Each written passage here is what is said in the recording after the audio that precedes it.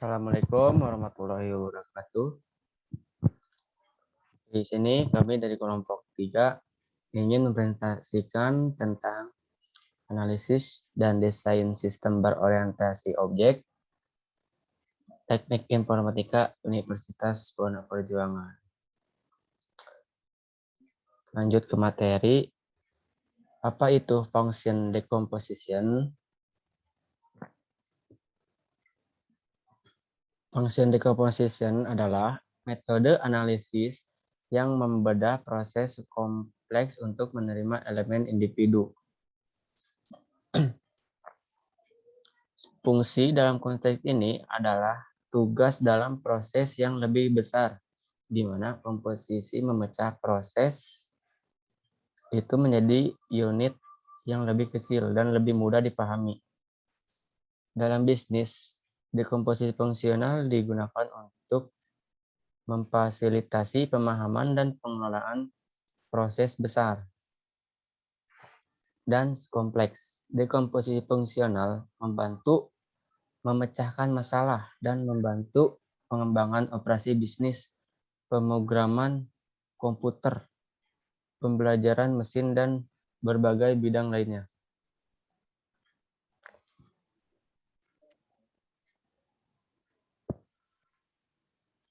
Elemen individu dan proses dan hubungan hierarkisnya satu sama lain biasanya ditampilkan dalam diagram yang disebut diagram dekomposisi fungsional. Diagram ditampilkan dalam format top-down yang menggambarkan suatu proses. Diagram dekomposisi fungsional berisi keseluruhan fungsi atau tugas serta subfungsi atau tugas yang diperlukan untuk mencapai tujuan keseluruhan.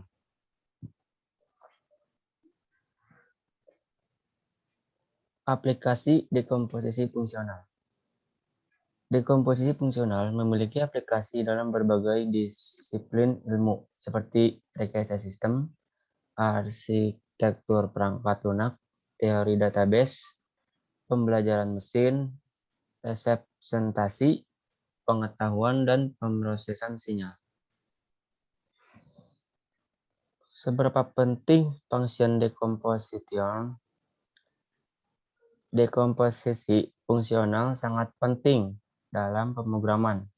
Setelah diagram dibuat, pengkodean dapat dimulai karena programmer kemudian dapat mengerjakan komponen paling dasar terlebih dahulu dan kemudian membangun aplikasi. Dengan demikian, dekomposisi fungsional membantu fokus dan menyederhanakan proses pemrograman. Suatu kelemahan bagaimanapun adalah bahwa komposisi fungsional dapat menjadi sangat padat karya dan memakan waktu. Lanjut ke pengertian AOP, Sam.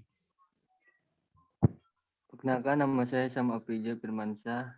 Saya akan membacakan pengertian OOP. OOP atau Object Oriented Programming adalah suatu metode programan yang berorientasi kepada objek. Tujuan dari OOP diciptakan adalah untuk mempermudah pembangunan program dengan cara mengikuti model yang telah ada di kehidupan sehari-hari. Jadi setiap bagian dari suatu permasalahan adalah objek. Nah, objek itu sendiri merupakan gabungan dari beberapa objek yang lebih kecil lagi. Saya ambil contoh pesawat. Pesawat adalah sebuah objek. Pesawat sendiri terbentuk dari beberapa objek yang lebih kecil lagi seperti mesin, roda, baling-baling, kursi, dan lain-lain. Pesawat sebagai objek yang terbentuk dari objek-objek lebih kecil saling berhubungan, berinteraksi, berkomunikasi, dan saling mengirim pesan kepada objek-objek lainnya. Begitu juga dengan program, sebuah objek yang besar dibentuk dari beberapa objek yang lebih kecil. Objek-objek itu saling berkomunikasi dan saling berkirim pesan kepada objek yang lain. Prinsip OOP dalam Object Oriented Programming dikenal 4 prinsip yang meniadi dasar penggunanya, merangkum. Frekodecam keempat prinsip OOP tersebut adalah sebagai berikut. Enkapsulasi atau pengapsulan adalah konsep tentang pengikatan data atau metode beberapa yang disatukan atau dikapsulkan menjadi suatu data.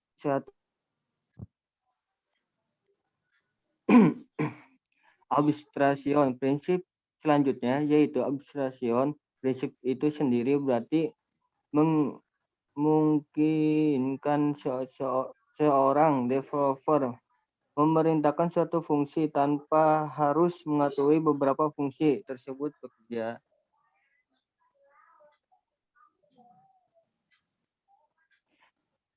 Tiga, inheritance. Inheritance adalah konsep OOP. Kemampuan untuk membentuk kelas atau yang memiliki fungsi turunan atau mirip dengan fungsi yang ada sebelumnya. Yang keempat, polymorphism. Prinsip terakhir adalah OOP adalah polymorphism.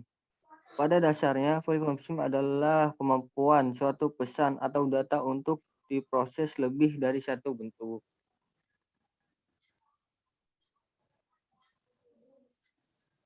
Kelebihan OOP, 1. Parallel development. Ketika bekerja sama dengan tim, masing-masing programmer dapat membangun kelas sendiri. Dengan membangun kelas secara sendiri, komponen yang sudah dibentuk kemudian dapat digabungkan menjadi satu kesatuan. 2. Reusable. Dengan OOP, kamu dapat menggunakan beberapa kelas yang telah kamu buat sebelumnya. Ini tentu akan memudahkan untuk digunakan pada proyek lainnya yang sejenis. Kelas tersebut juga dapat kamu ubah sesuai dengan kebutuhan. 3. Scalability. Beberapa prinsip yang dimiliki OOP bertujuan untuk mempermudah kebutuhan program yang lebih luas atau rumit.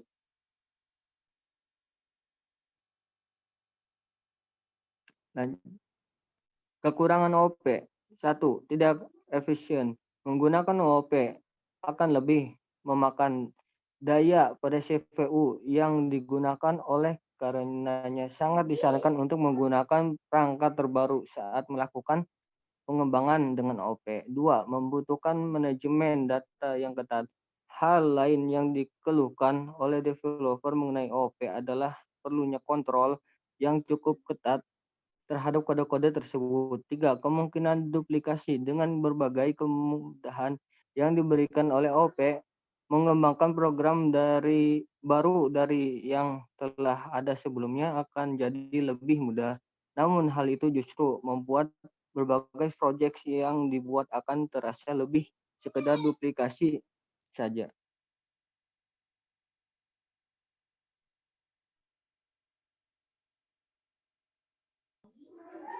Oke, selanjutnya data flow. DFD adalah suatu diagram yang menggambarkan aliran data dari sebuah proses yang sering disebut dengan sistem informasi. Di dalam data flow diagram juga menyediakan informasi mengenai input data dan output dari tiap entitas dan proses itu sendiri.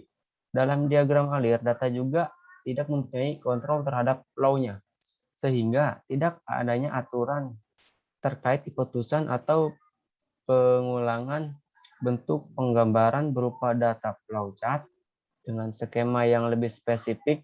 Menurut Kenneth Kojar, tujuan dari adanya DFD sendiri adalah sebagai penyedia atau menjembatani antara pengguna dengan sistem. Data flow diagram berbeda dengan UML, Unified Modeling Language, di mana hal mendasar yang menjadi pembeda antara kedua skema tersebut terletak pada flow dan objektif penyampaian informasi di dalamnya. Terima kasih. Salam coding. Sekian dari kami. Billahi taufiq wal hidayah. Wassalamualaikum warahmatullahi wabarakatuh.